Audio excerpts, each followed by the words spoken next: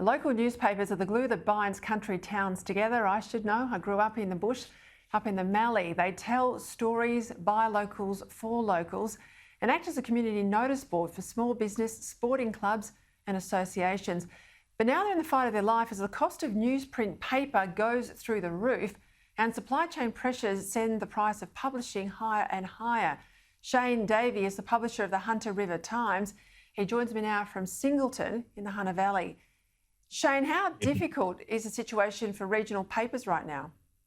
It's getting really dire, Peter. It's I guess with everything that's happening in the world and what you just referred to in relation to supply chain issues, it's the reality is that there's less printers. We have one newsprint factory in this country. It's very old, but just getting paper to this country where we import it, or we were importing it from all over the world.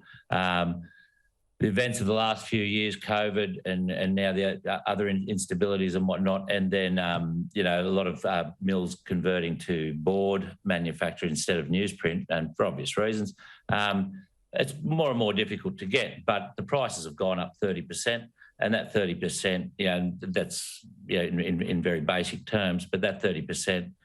Passed on to small publishers in regional communities that make a living, but they don't make a fortune. Then it's going to put them out of business, and it's going to put, more importantly, it's going to destroy the record of history and communication within regional communities. Because with no disrespect to digital, we use it as a support mechanism, but it does not serve digital communities the same way that a well put together regional newspaper does.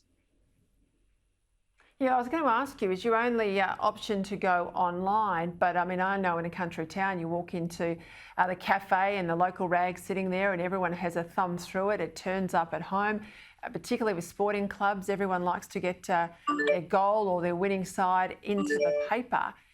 What's the chances then for these communities to keep this lifeblood going?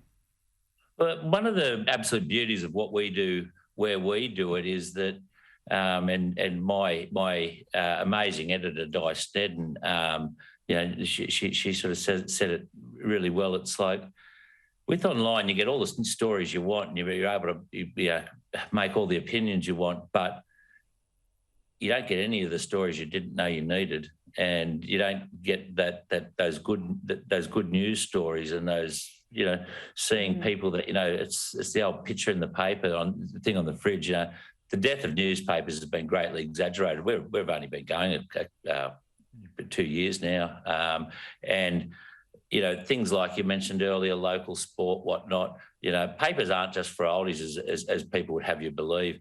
A bulk of our readers are, families 25 to, let's call it 50 years of age, and the parents of those kids. And we cover local sport, which you touched on, and those local issues, and it could be a CWA thing, but it could also be equally some event for teenagers or kids or young parents or whatever it might be. But, we give these people content and we tell the story of their communities, and you know what? You do it properly, they bloody love you for it, and they read newspapers. You can't sell them anymore, you've got to give them away. But that's the age of free information. That's 2022, But newspapers are a vital record of history, and we've seen, and there's a lot in the States about news deserts. And I'm really worried about news deserts in Australia. They're already starting to happen, but they don't have to, Yep. And independent publishers in the bush, they're the people that they get in and they have a go, and they can make newspapers work. But it's I'm sorry there, I've got to wrap it, but I think you've made your point, and I think you've got a lot of supporters watching my program. Thank you very much for your time, Shane Davey. We'll stay across that issue. We'll come back and see if we can get a solution.